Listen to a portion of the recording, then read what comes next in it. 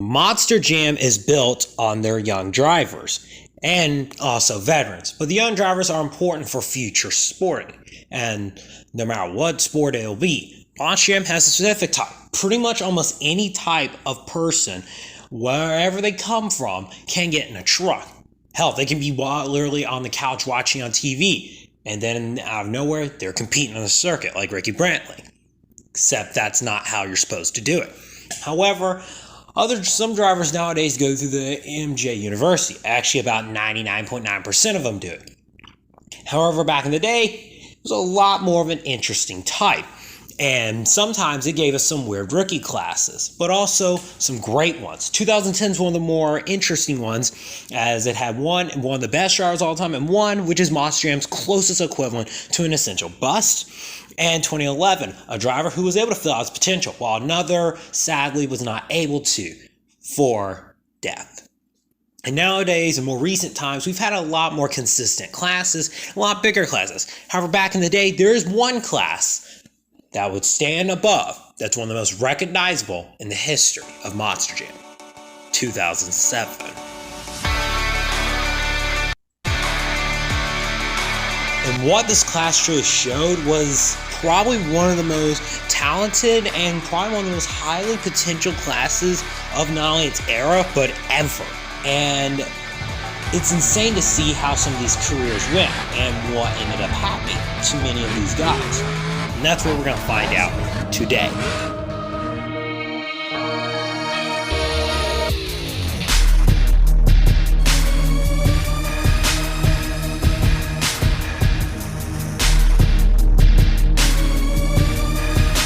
I'm Monster Jam Fan 2010, and today we're going to be going through the 2007 rookie class, the most talented class in Monster Jam history.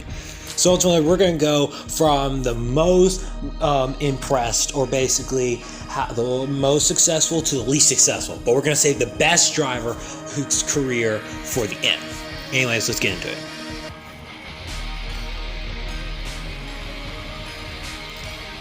Our first guy on this list is Steve Sims. Now, Sims' journey to Monster Jam was another unique one, like the millions of others. He pretty much got in the business by being around it and helping Dennis Anderson out, and Dennis ultimately told him to get that there was a truck for sale to get it, and basically Sims bought it and turned it into Stone Crusher. However, he did not debut in 2006. Instead, he was the owner and hired Gary Wiggins.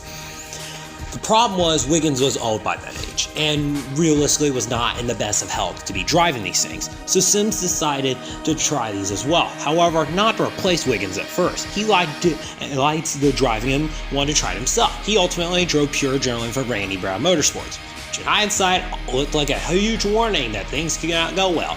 However, unlike some drivers who have driven for that team, it ended up somehow going well. Sims would ultimately replace Wiggins after Wiggins again got injured and pulled on his most iconic moment, or one of his most iconic moments of his entire driving career at Charlottesville. He was overall quiet through his first season.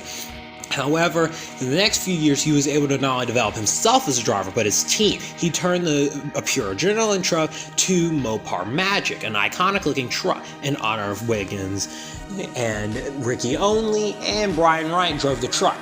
However, as both were very good, especially Ricky Only. Sims' team was more of like a veteran type and one more independents. Somehow, though, Darren Mingus managed to get the team's not only first victory, but basically event sweep throughout the 2011 Houston Thrill Shows. Sexy Kane ended up winning the Mopar Magics and that team's only event under the Dodge name at Minneapolis in 2011. And then Steve's son, Steven Sims, ended up coming along and was even better. And pulled off a pretty big victory at Tampa in 2015 and was very close to even qualifying for the World Finals, as well as other things. Sims' team still runs to this day. And while Steve Sims may not have won a major stadium event, he has gone on to win multiple events in the arenas and may still on occasion ride and drive as well. It's ultimately insane that doing this led Steve Sims to a very successful career, and by far, the ones showing will probably end up being the most successful in more ways than one. Our next driver on this list is an interesting case. You may recognize her by instant. It's Candice Jolly. Now, Candice's first ever show was televised, and it was Houston Zone 7. And like with most in this class, it took some time to get used to, and her first season was not much of special, although she did tie for second with her future husband and his essential teammate, George Belham. Now, as for how the rest of the season went, it really was quiet or didn't really go well, as she wasn't even mentioned in the 2007 Rookie of the Year runnings. However, she made a decision that ultimately would pay off big time, running in Europe for multiple years, and still did later on and bring the Dalmatians. She ultimately built a cult following, and I mean a big time cult following, with the Dalmatian Club, and her driving as well would improve throughout the years, and she would end up getting her first World Finals invite in 2009. In 2010, she would have the best season of her career, being in contention to win multiple shows, including Arnhem in 2009, which was a part of the Tones and season, and New Orleans. She also won arena shows, including one that was shown on Monster Jam TV, Rosemont. Ultimately, later on throughout her career, she would become again like one of the veteran drivers who, while may occasions may compete, they are more to fill the field out while also still bringing in major competition. And she was a regular World Finals competitor. And overall, she was a very good driver for her time period, and ultimately, along with Steve Sims as well, retired in 2020 after the COVID lockdown thing ended up going on. And ultimately, it's still pretty insane. And ultimately, she wasn't the only one in that family who had potential. One of Monster Jam's more tragic stories of their career is Courtney Jolly. Again, Courtney is actually the younger sister to Candice. However, she got into the business technically a year beforehand, even though I don't count her 2006 season because of how obscure it is, and most fans probably don't even know about that.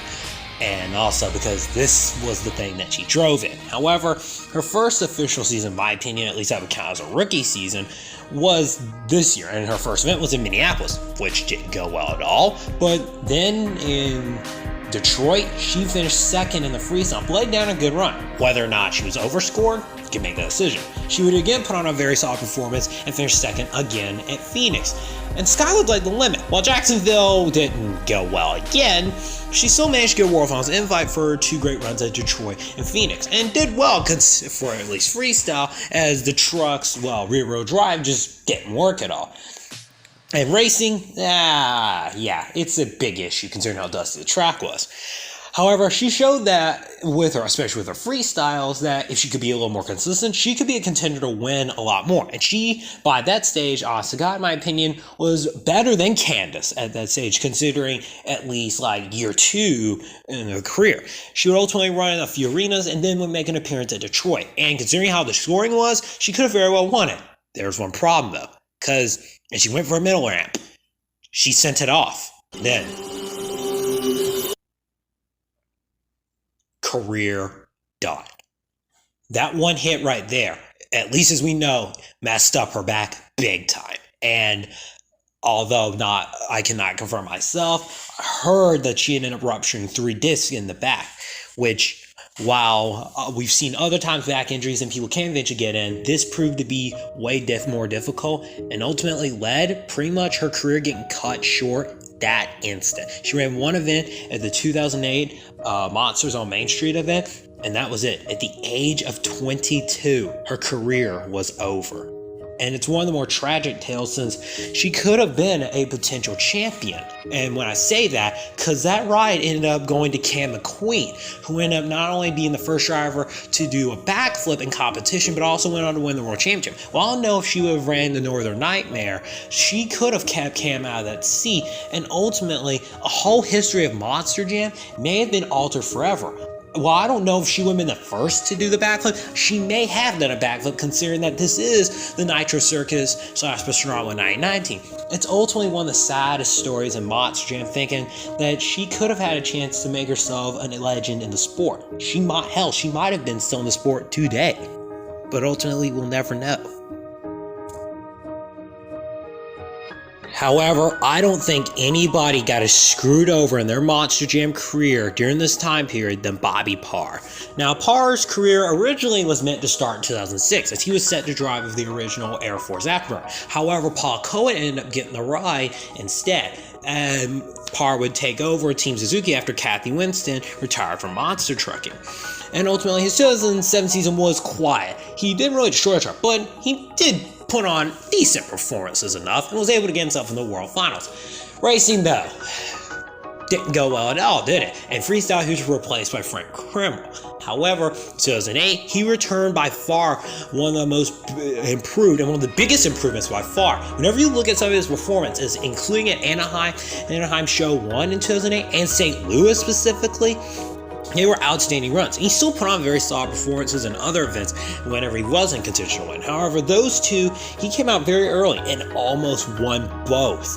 And ended up finishing third in Anaheim, or fourth rather, and runner-up in St. Louis. Had Dennis Anderson not gone off, he very well could have pulled off one of the most unlikely victories in Monster Jam. And again at Minneapolis 2008, the last event for the 2008 calendar year rather, he would end up finishing in third after running the Suzuki and pulled off another great performance. It looked like in 2009 he could have very well gotten his first win. There was one problem though.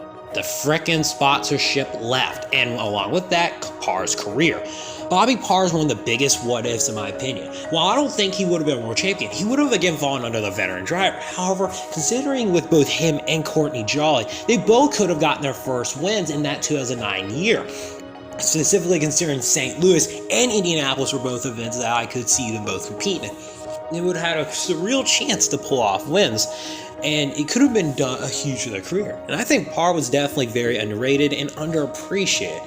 And considering that this is what took his career away, it's very frustrating to see this.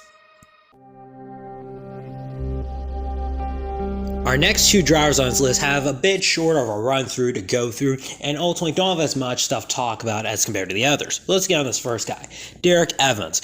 Obviously with his last name, Derek Evans is the son of Dan Evans. And I actually already did a video covering the guy, so I'll make this section quick. He ultimately went only 1 year, ended up getting a victory at Toronto Show 1 under very stupid circumstances, including very poor judging from the whole event, as well as actually at the end of the year pulling off some very good runs in the arenas. Ultimately, he definitely would have been considered and probably under a different team, could have actually gotten into the World Finals. The one issue was we really don't know what happened. While I do say that the Ray Brown Motorsports could have played a role in this, I also think though that maybe running for his father's business and whatever Dan and Lori did outside of monster trucking may have also taken away a lot of the period. He also may have started a family on his own. Really, there's not much information on what ended up happening to Derek Evans, other than he made only 2 other appearances ever in Monster Jam. And ultimately, it's very sad because Derek Evans reminded me a lot of both his own dad and John Seesaw, since they were both quality freestylers and were able to put on wow factors on occasions, although they were a lot more laid back in the freestyles. Overall, it's just very unfortunate seeing what ended up happening to Derek Evans, and one of the bigger mysteries of what ended up happening. Someone who is not on that mystery, though, was Lenny Kilder. Now, Kilder was a good driver. The problem was he went to probably one of the worser teams by that stage, the Predator Racing. By that stage, Predator Racing had clearly lost their ball since they had made all new trucks and they weren't really that well equipped, especially for freestyle. And racing on occasions, they may have a chance to make a contention. However, we never really saw Kilder outside of that one Toronto show in 2009 where he absolutely destroyed the friggin' rear end, which is probably what he's most well known for in this stage. He's driven all their trucks at other events. However, ultimately, he's more of an obscure name. However, he would make appearances and would do all right considering the equipment. However, racing for Predator Racing did not help his career. He ultimately made it 10 years, which actually ended up being the third longest out of the list. However, he may have won events in the arenas. However, I didn't really go a whole lot because this is a Predator Racing. No offense to Predator Racing, but they were out. Ultimately, though, Kilder is a pretty big what if. And ultimately, with a lot of this class, it is a huge what if. What would have happened had things gone just a little bit different? And it's sad sense for some of these guys of how their career ended up going.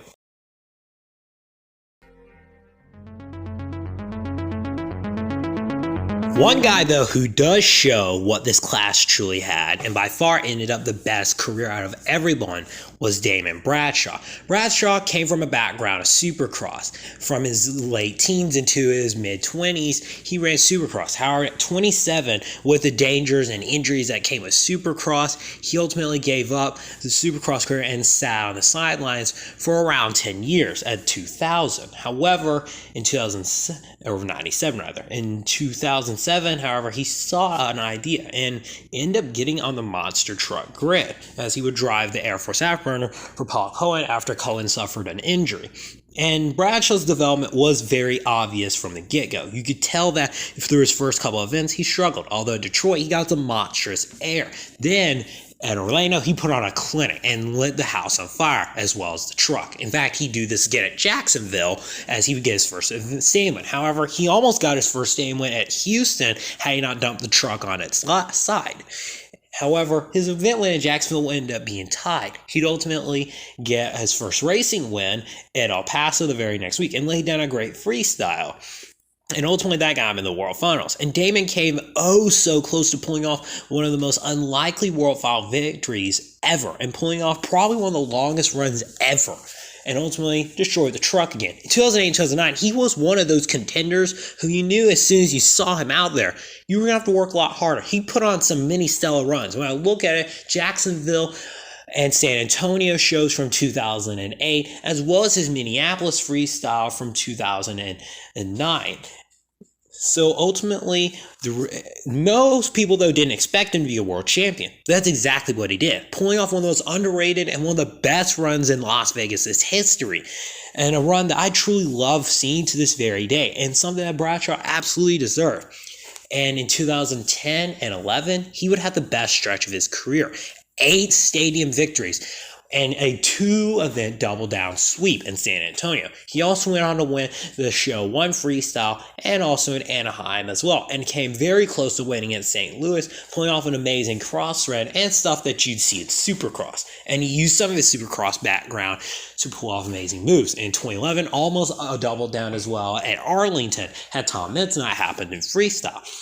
And then in 2012, he would run the Monster Energy truck. And overall, throughout this period, he was still a very great driver and could still win on events, as you saw. In 2015, he had a big-time renaissance, though, and saw a great season in the FS1 Tour.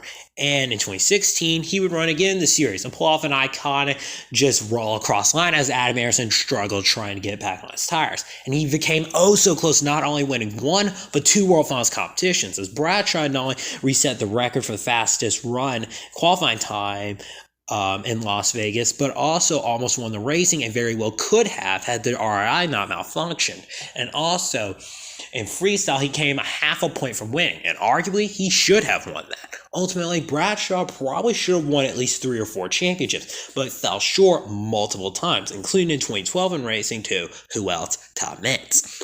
But in 2016, after Minneapolis, he ultimately would leave Montreal as him and Feld could not agree on a contract. And he's still out there today and running Supercross, and some have even run into him. And whenever you do look at Damon Bradshaw, whenever I look at him, he's a dude that you really can't hate. He's one of the more lovable guys in the entire industry, and a guy that just really everyone likes, and it's no different. And ultimately, Bradshaw showed how much this class truly had. And really for everyone here, their reason why, Monster Jam is what it is. Without them, Monster Jam would not be how they are. And it's so insane to see how things go. So anyways, I hope you guys enjoyed that. If you want me to cover another class for this, I may get around to eventually doing that. Anyways, this is Monster Jam Fan 2010, and always remember, don't let Randy Brown envelop your mind.